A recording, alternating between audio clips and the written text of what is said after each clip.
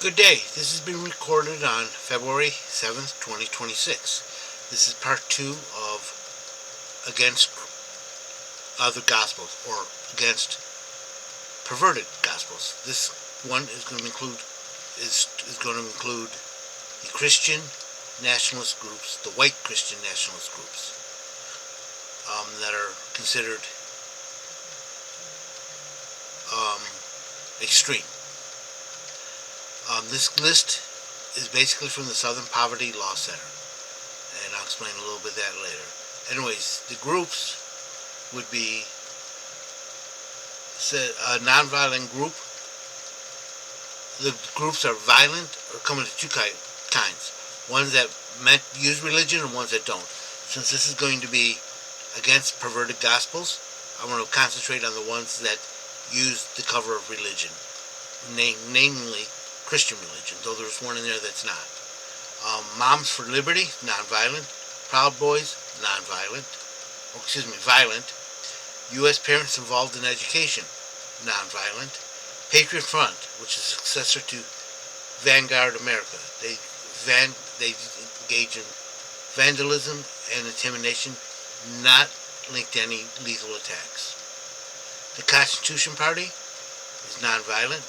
They believe in placing Christians in all aspects of society and government. The American State Assembly, which is basically sovereign citizens, they do not use religion. They just say no one has authority over them, no government. Now, one of the ones that's not, or the one that's not Christian, is as the True Folk Assembly. They're non-Christian, they're pagan, and the European pre-Christian beliefs, but they are racist whites only gospel. Eagle Forum, nonviolent. We Are Changed, nonviolent. John Birch Society, nonviolent but intimidation. ACT, with the exclamation point, for America. That's an anti-Muslim hate group, nonviolent. Parents for Rights in Education, nonviolent. Oath Keepers, can't be violent. Folks Front, Folkish Resistant Front is nonviolent. Moms for America, formerly Homemakers for America, is harassment. National Socialist Movement is provocative. League of the South, now Southern Nationalist League, incites some violence. People's Right Network encourages violence. Institute for the Constitution, aka also known as American View, no information on that. Mass Resistance, nonviolent. Faith and Freedom Coalition, also called the Freedom Coalition, nonviolent. National Constitution Coalition of Patriot Americans, nonviolent. The 3% United Patriots, potential violence, they encourage violence. ASN Study Guide and University, those are American State Nationals, that's what the ASN is. They tend to more to sovereign citizens. Pacific Justice Institute, nonviolent.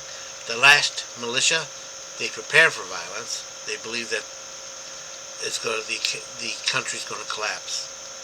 National Socialist Club, also called NSC 113, they're violent. American Patriot Vanguard is not violent. Let me preface to say that the list I just read from is from the Southern Poverty Law Center. In my opinion, they seem to emphasize pointing out what groups on the right are doing to the left or what conservatives are doing to liberals.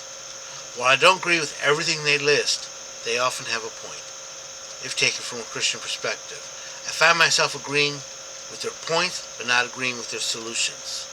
There's no comparable group on the right or conservative side that mirrors the Southern Poverty Law Center. There are two types of extremist groups, religious and non-religious. Since I'm going to be warning against false or perverted gospels, the religious extremists are going to be what I'm concentrating on. Religious extremists use a multitude of methods to get their message across. Violence, propaganda, selective interpretation of the laws or Bible, social and or economic pressure. The groups that use violence, that assault or kill those that they deem unfit by their biblical standards.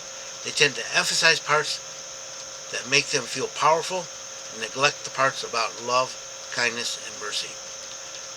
Here's the groups the Southern Poverty Law Center that fall into this category are. Proud Boys, Oath Keepers, National Socialist Movement, League of the South, People's Right Network, 3% United Patriots, not officially religious they are, but many members are, National Socialist Club, no information found on them. These groups are considered violent or encourage violence, especially toward minorities, homosexuals, and other religions, especially Islam. It's difficult to separate those that engage in harassment, propaganda, exclusion, and legislation from each other, as these groups often include multiple categories, and groups may officially discourage unsavory acts, often have members that will engage in them. Wink, wink, nod, nod. There are groups that seek to change laws to mandate prayer in public schools, which I believe is a mistake, because who's going to be teaching the prayer? Who's going to be leading the prayer? Under the Constitution, it could be a Christian, it could be a Wiccan, it could be an Imam, it could be a Hindu. You don't know. They would all have equal access. Teaching the Bible. Again, I believe that would be a mistake in the U.S. public school system, because if you teach the Bible, you would have to teach the Quran, and also the Hindu scriptures, and others. And to make Christianity a favored religion. The problem is that the laws cut both ways. Any law that can be used to promote Christian values can be used against Christian values if the mood changes, or might define those values that exclude those that they simply disagree with or do not like.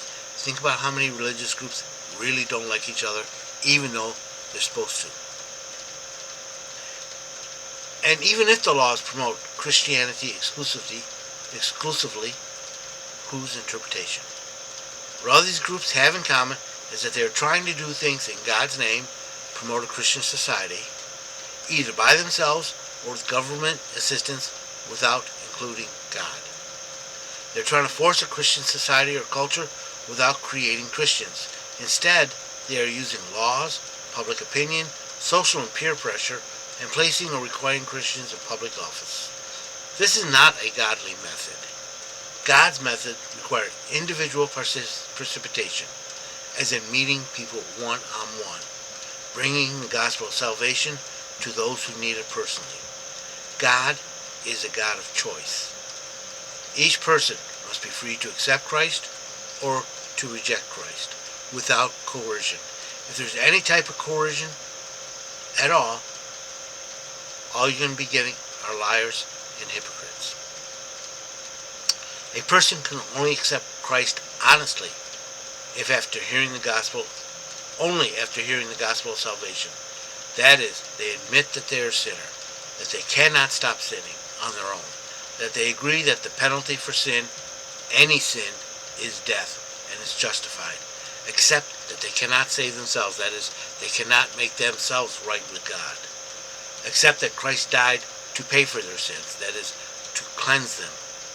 It is all God's work. That is, call upon the name of the Lord to save you. That the only thing that they contribute to salvation is the sin that made it necessary. Any other teaching is not only a false gospel, it is a perverted gospel from the pits of hell. There is no love in the laws, propaganda, and any and all kinds of coercion. Love comes from Christ through you to the sinner. Love your friends. Love your neighbor. Love your family. Love the stranger. Love your enemy. Because God loves you. That is why you do things, because you love God. And the only way you can, if you do not love God, you do not love your neighbor. I love you. God loves you. And may you be blessed. Thank you for listening.